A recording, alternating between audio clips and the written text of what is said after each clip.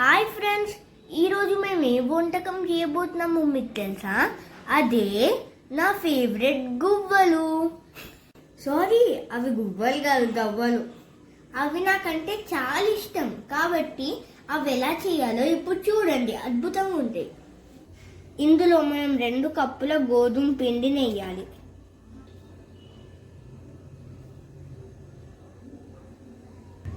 One cup Bombay రవ్వ,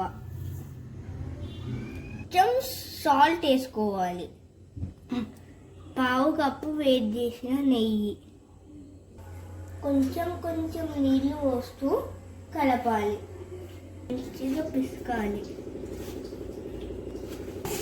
నాకు పిసకడం రావట్లేదని మా అమ్మ నా కోసం పిసుకుతుంది.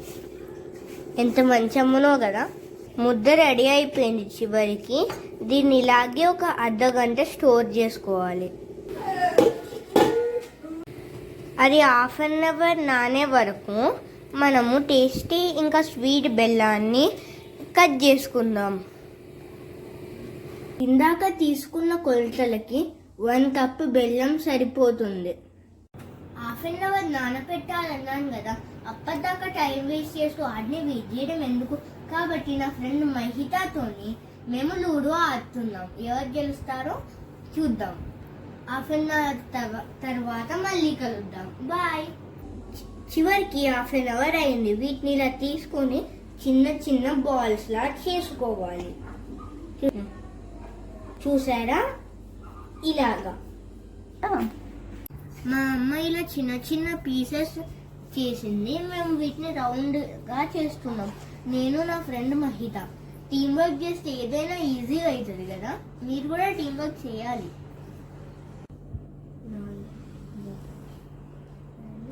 ఇప్పుడు మనం గవ్వలని తయారు చేసుకుందాం. దీన్ని ఏమంటారో తెలుసా? గవ్వల చెక్క. పదండి చేసేద్దాం.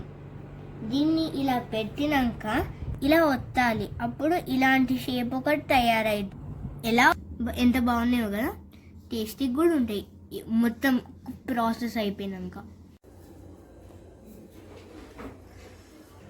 నూనె వేడెక్కాక ఈ గవ్వల్ని అందులో వేయాలి. ఇలాగా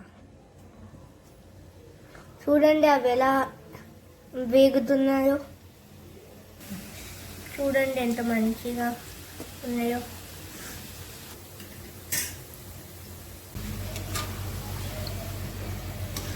బాగా వేగాక వీటిని దాంతోనే ఇందులో వేయాలి. చూద్దాం ఎలా వేస్తారో.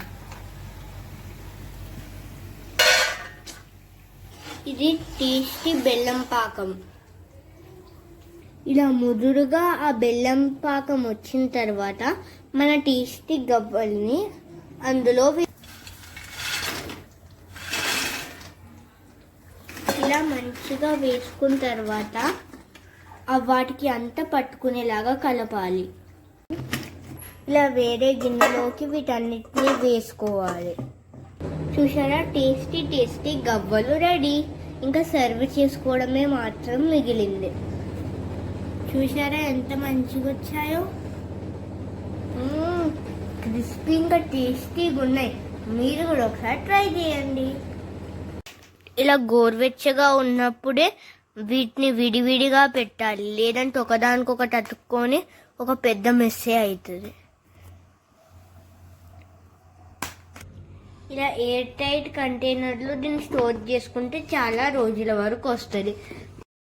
ఇలా మా అమ్మ నాకు ప్రతి వీకెండ్కి ఏదన్నా ఒక కొత్త స్నాక్స్ చేస్తుంది. కాబట్టి మీరు కూడా ఆ వీడియోలను చూసి మీ పిల్లల కోసం టేస్టీ టేస్టీ అమ్మ చేతి వంట స్నాక్స్ని తినిపించండి.